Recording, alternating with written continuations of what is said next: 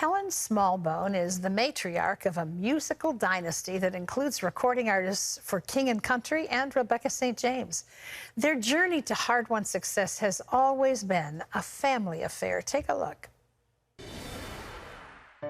Helen Smallbone is an author, co-founder of Mum Life Community, and a podcast host on Access More. She's also the mother of 7 and grandmother to 14. A few of her children include Rebecca St. James, and for King and Country singers Joel and Luke Smallbone. Even though the Smallbone family has known great success, times weren't always easy. During their toughest trials, they learned to work together to not only survive, but thrive. In her book, Behind the Lights, Helen shares their inspirational journey, encouraging you to always trust God, regardless of what you're facing.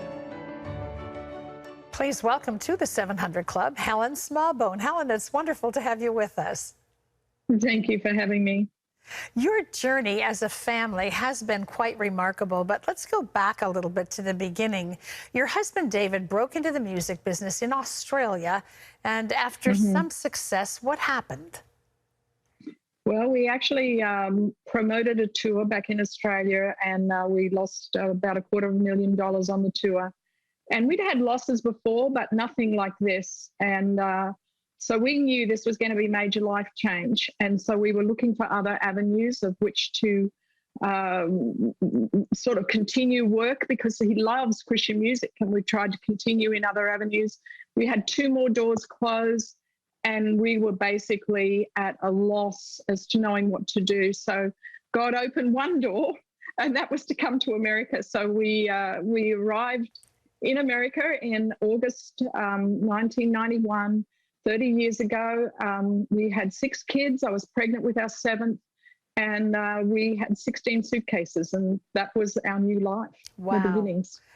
Your family of 8 came here. You had no car, no furniture, no house, 2 suitcases per person. Tell me how you managed. I mean, what did you do when you got here? Well, fortunately, we managed to get a rental home. We had no furniture, as you said. We had no car, and you don't survive much in America without a car. We had neighbours then love on us, really. We had the local community love on us. We had people who would drop groceries on the doorstep. We had a neighbour who would loan us their car. We eventually had somebody who felt that God was telling him to give us their brand new minivan. And we just, if people, and really it was the church who furnished our house, who loved on us. If people hadn't loved on us, we would have gone home. We were living hand to mouth. The kids were working.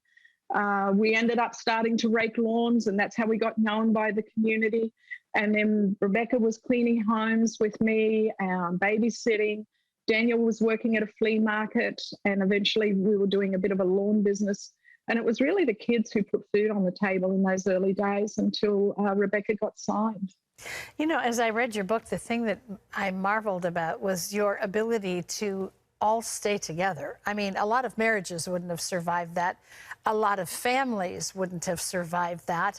But as you just mentioned, your children really engaged in what needed to be done to survive. Talk about some of the lessons that they learned from the struggle.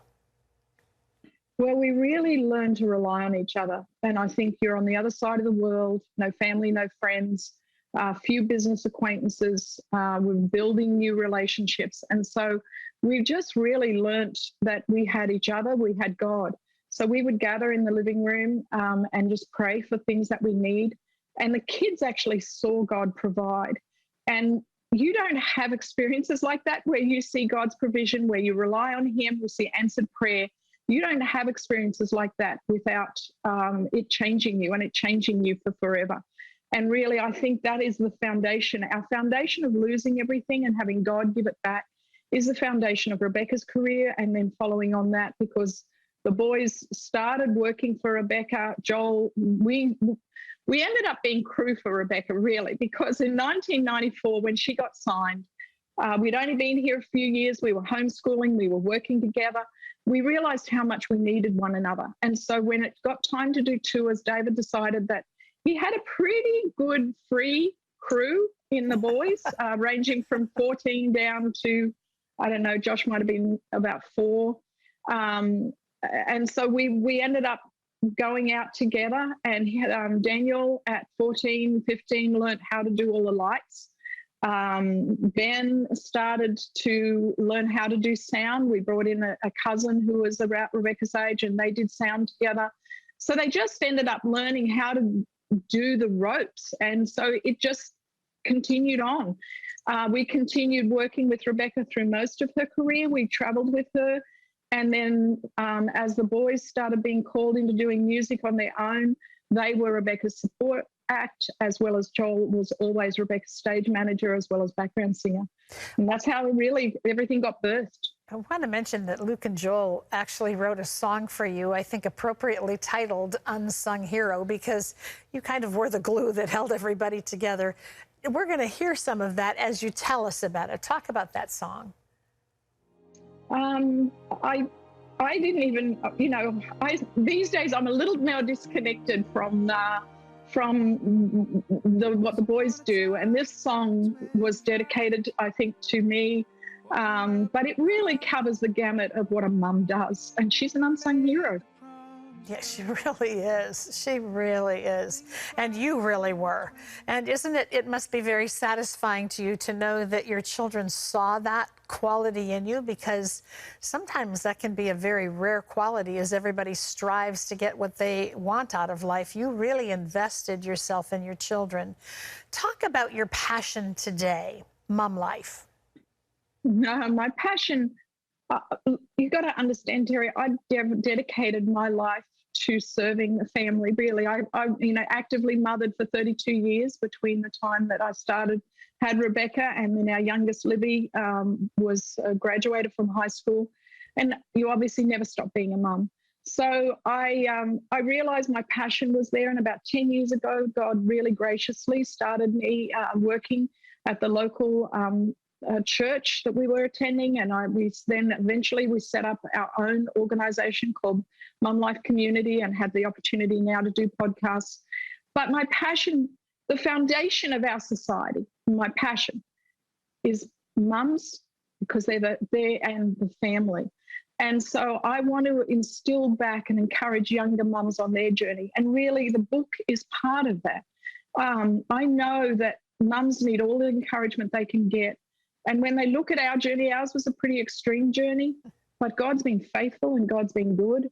And he has led us on a new path that was not our plan at all. But he took us down a direction, and now we can see the fruit from my labor, I suppose, being faithful as a family. And then we can I want to now instill that in other mums. Well, there's your family. It's really quite remarkable how really God used you as the core of all of that, because your husband was busy off keeping the plates up on the spinning plates on the sticks. Thank you so much, Helen, for being with us. I want to let our viewers know that your book is called Behind the Lights, and it's available wherever books are sold. Helen Smallbone, what a remarkable family. Great to have you with us. Thank you. Thank you so much for having me.